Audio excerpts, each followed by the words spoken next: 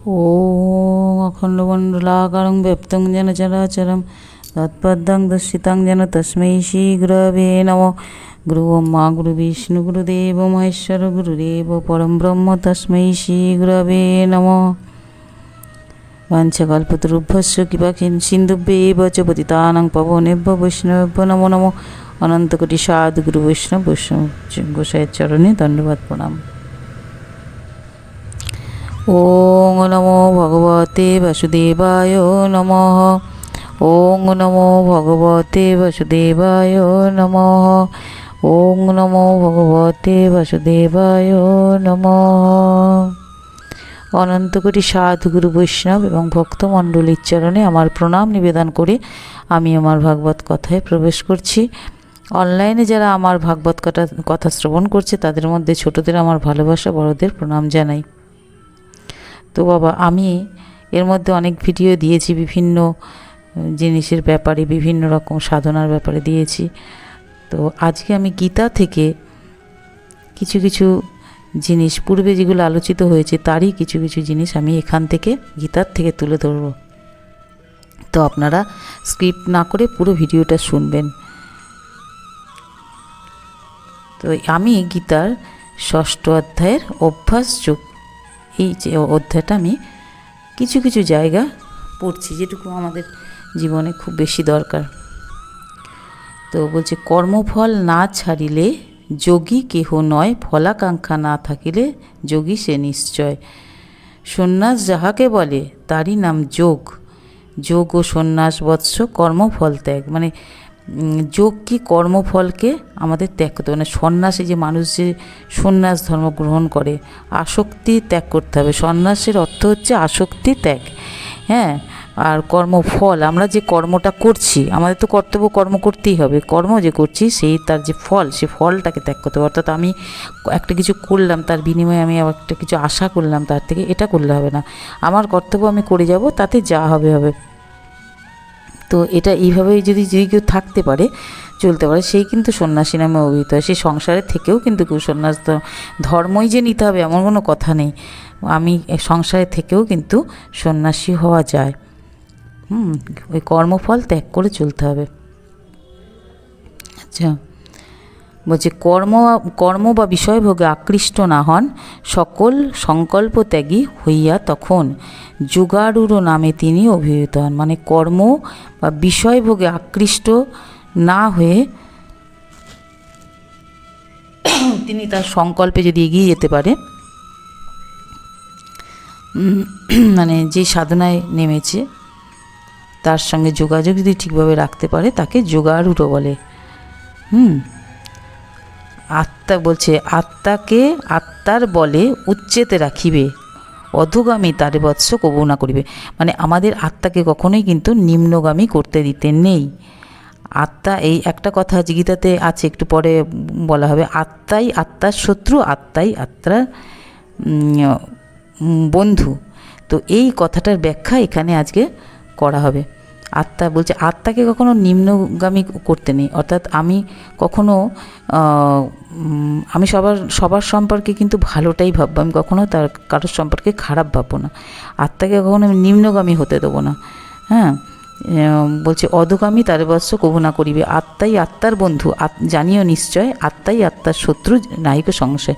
অর্থাৎ আত্মা, আমি যদি আত্মাকে ঊর্ধ্বগামী করতে পারি তাহলে কিন্তু সে আমার যখন সাথ দেবে তখন কিন্তু আমি সাধনায় সিদ্ধি লাভ করতে পারবো।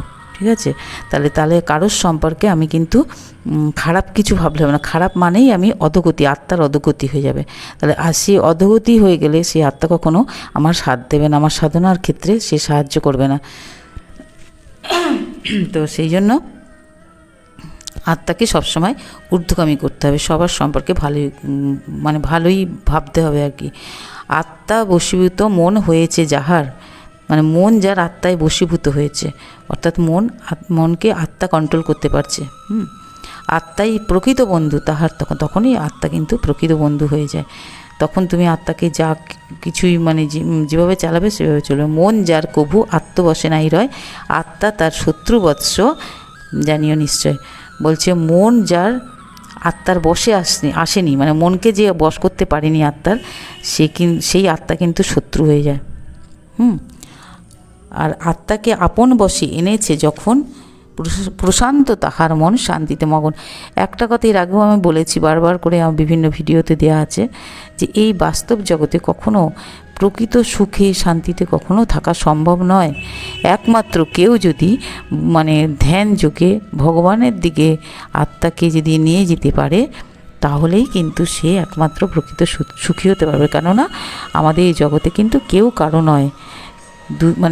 মানে যতদিন আমার প্রয়োজনীয়তা ততদিন কিন্তু আমাকে সবাই ভালোবাসবে। আমার প্রয়োজন ফুরিয়ে গেলে কিন্তু আমি সেটা একদিন বুঝতেই পারবো, মানে তাদের তুচ্ছতা আসবে কোনো না কোনোভাবে। যেমন যখন মানুষ বুড়ো হয়ে যায়, বয়স হয়ে যায়, যখন কিছু করতে পারে না, তখন কিন্তু মানুষ একটু বিরক্ত হয়। সে যখন বিশেষ করে কেউ যদি বিছানায় পড়ে যায় বা কিছু, তখন যদি কাউকে করতে হয়, তখন কিন্তু বোঝা যায়, সে ভালো করে বুঝতে পারে। মানে বলে, এরকম কথা আমি শুনেছি যে গেলে বাঁচি, এরকম আর কি। তাহলে কত আপন ছিল সারা জীবন ধরে, বাবাই হোক মাই হোক যে হোক, সন্তানের জন্য কত কিছু করে। তারপরে যখন তাদের বয়সকালে যখন একদম বৃদ্ধ অবস্থায় চলে আসে, কিছু করতে পারে না, বা বিছানা শয্যা যাই হোক কিছু হয়ে যায়, তখন ছেলেরাই বলে, ছেলেমেয়েরা বলে, দূর, এত বয়স হচ্ছে এখনও পড়ে রয়েছে, গেলে বাঁচি। যখন টাকা পয়সা খরচা হচ্ছে বিভিন্নভাবে নানা রকম কারণের জন্য, এরকম উক্তি কিন্তু শোনা যায়। তাহলে কেমন বন্ধু, তাহলে আমাদের কে আপনজন, যার জন্য সেই কত কষ্ট করে একটা বাবা মা একটা সন্তানকে বড় করে, সেই বড় করার পরে তারপর সেই সন্তান একসময় এরকম কথা বলে। তা সুতরাং এই পৃথিবীতে কিন্তু কেউ কারো নয়। একটা সময়ের পরে সবাই কিন্তু বুঝতে পারে, যতক্ষণ মানুষ করতে পারে ততক্ষণ তার মানে ভ্যালু আছে। যখন তার কেউ কিছু করতে পারে না, তখন তার ভ্যালু ফুরিয়ে যায় এবং সে তখন অযাচিতভাবে পড়ে থাকে। তো যাই হোক, সেই জন্য আমরা একটা কথা আমাদের প্রথম থেকেই কিন্তু আস্তে আস্তে মনকে তৈরি করতে হবে যে আমাদের কিন্তু কেউ আপন নয়। এটা মনে মনে ভাবতে হবে। বাইরে বাহ্যিক জগতে তুমি যদি মানে কেউ যদি বলে ফেলে, তাহলে কিন্তু তার অবস্থা খারাপ হয়ে যাবে, তাকে সবাই আরও বেশি হার্ট করবে। তো সেই জন্য ওটা মনে মনে জানতে হবে যে আমি এখানে রয়েছি ঠিক কথা, কিন্তু একমাত্র পরমাত্মা ভগবান ঈশ্বর ছাড়া কেউ আমার নয়। তা যদি সেই কথাটা যে প্রথম থেকেই বুঝতে পারবে, সে কিন্তু আত্মার দর্শনের চেষ্টা করবে বা পরমাত্মাকে উপলব্ধি করার চেষ্টা করবে, এবং তাতেই আনন্দ বেশি। তুমি বাহ্যিক জগতে কোথাও আনন্দ খুঁজে পাবে না, কেউই পাবে না। কিন্তু ওইটা সাময়িক, যদিও কখনও কিছুটা আসে, সেটা হচ্ছে সাময়িক, সেটা কিন্তু স্থায়িত্ব নেই। কিন্তু আমরা যদি পরমাত্মার দিকে ধাবিত হতে থাকি, তাহলে কিন্তু আমরা যে আনন্দটা পাবো আমাদের ভেতরে নিজেদের জন্য, সংসারের থেকেও কিন্তু পরমাত্মাকে মানে পাওয়ার চেষ্টা করা যেতে পারে। কিন্তু তার জন্য কিছুটা সময় দিলেই চলে। সংসারে সারাটা দিন তুমি দাও না, কিছুটা সময় যদি তার জন্য দাও, তাহলেও কিন্তু অনেক উপকার হবে। তো পরমাত্মাকে কেউ যদি করতে পারে, আপন করতে পারে, তাহলে কিন্তু সে অনেক কিছু থেকে কিন্তু মুক্ত হয়ে যাবে। তার কিন্তু কষ্ট দুঃখ অনেক কিন্তু চলে যাবে। তো বলছে তার জন্য ধ্যানের প্রয়োজন। এখানে গীতাতে এই ষষ্ঠ অধ্যায়ে বলেছে, সুপবিত্র স্থানে যোগী পাতি কুশাসন, একটা পবিত্র স্থানে কুশাসন পাততে হবে। মৃগাদির চর্মতাহে করিয়া স্থাপন, মানে মৃগের চর্ম দেওয়া যে আসন, সেই আসন পাততে হবে। তদুপরি বস্ত্রপাতি রচেন আসন, তার উপরে একটা আসন পাততে হবে। সেই আসন উঁচু নিচু না হবে কখন, মানে বেশি উঁচুতে, মানে ওই খুব খাটে উঠে গিয়ে বসলাম, বা নিচুতে মাটিতে বসলাম, সেটা হবে না। উঁচু না নিচু না, সেই আসনে উপবিষ্ট হয়ে যোগীগণ একাগ্র করিয়া রাখে মানুষ আপন। এবার মনটাকে ভগবানের দিকে করতে হবে, কনভার্ট করতে হবে। চিত্ত আর ইন্দ্রিয়ের ক্রিয়া সমুদয় সংযত করিয়া রাখে আর সহৃদয়। তো যোগের নিয়ম যাহা কহিনু তোমায়, এইভাবে যোগীগণ ভবে মুক্তি পায়। মানে এইভাবেই আত্মাকে ভগবানের দিকে বসে ভগবানের কথা চিন্তা করতে করতে মনকে স্থির করলে পরে তবে একসময় মুক্তি হবে। এইভাবে যোগীগণ মুক্তি পায়। মেরুদণ্ড গ্রীবা মস্তক আপন সরল নিশ্চলভাবে করিয়ে ধারণ, মানে মেরুদণ্ড সোজা রেখে, ঘাড় সোজা রেখে তার ধ্যান করতে হবে। আর নাসাগ্রে অনন্য দৃষ্টিতে দেখি, নাসাগ্র আপন, মানে নাকের দিকে দৃষ্টি নিক্ষেপ করতে হবে। কোনো দিক দৃষ্টিপাতে না করিবে দর্শন, হইয়া নির্ভীক আর হয়ে শান্তচিত ব্রহ্মচারী ব্রতে যোগী হয়ে অবস্থিত। বাহ্য বস্তু হতে যোগী টেনে টেনে নিয়ে মন, মানে আমাদের মনটা কী হয়, চারদিকে ছড়িয়ে ছিটিয়ে রয়েছে, তো এটা করতে হবে, ওটা করতে হবে, এটা পড়ে রয়েছে। তো বাহ্য বস্তু থেকে কী করতে হবে, মনকে টেনে অন্তরে ভেতরে নিতে হবে। সর্বদা আমাদের চিত্ত করিয়া অর্পণ, এবার ভগবানের দিকে মনটাকে অর্পণ করতে হবে। সব ছাড়িয়ে আমাকে আশ্রয় করিয়া যোগী বলি খ্যাত নামে এই মধ্যে সাধিয়া, এইভাবে এটাকেই বলে যোগ সাধনা। সুসংযত চিত্তপার্থ আমাতে অর্পণ করিয়া পরম শান্তি পায় যোগীগণ। এইবার যখন ভগবানের দর্শন লাভ হয় তখন মানুষ পরম শান্তি পায়, এবং বাস্তব জগতে বাহ্যিক জগতেও কিন্তু তার জীবনে শান্তি নেমে আসে, এটাও কিন্তু সত্যি কথা। পায় না সে শান্তি কেহ, না পেলে আমায় যাহে মোক্ষ কয় সেই শান্তির উপায়। এই যে বললাম, এটা ভগবানের কথা বলছে, আমাকে না পাওয়া পর্যন্ত সে কিন্তু কখনোই শান্তি পাবে না, বাহ্যিক জগতেও পাবে না। অধিক আহার যার অত্যন্ত ভোজন, অধিক নিদ্রিত যে বা বিতনিদ্রজন, মানে বেশি আহারও যারা করে তাদেরও হবে না, খুব অল্প যারা ভোজন করে তাদেরও হবে না।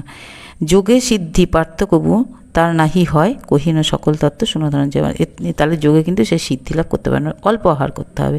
নিয়মিত আহার বিহার এই সমস্ত যে করে, মানে টাইম মতো খাওয়া দাওয়া বিশ্রাম সব কিছু যে করে, সেই কিন্তু একমাত্র যোগের উপযুক্ত।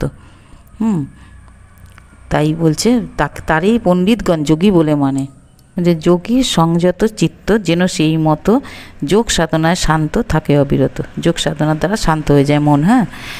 যোগে মগ্ন রুদ্ধ চিত্ত নিবৃত্ত যখন হেরি চিত্তে আপনারে আনন্দমগ্ন, তখন নিজের চিত্ততে এক সময় যোগ সাধনা করতে করতে নিজের চিত্তে নিজের মনের মধ্যে কিন্তু নিজেকেই দর্শন করে।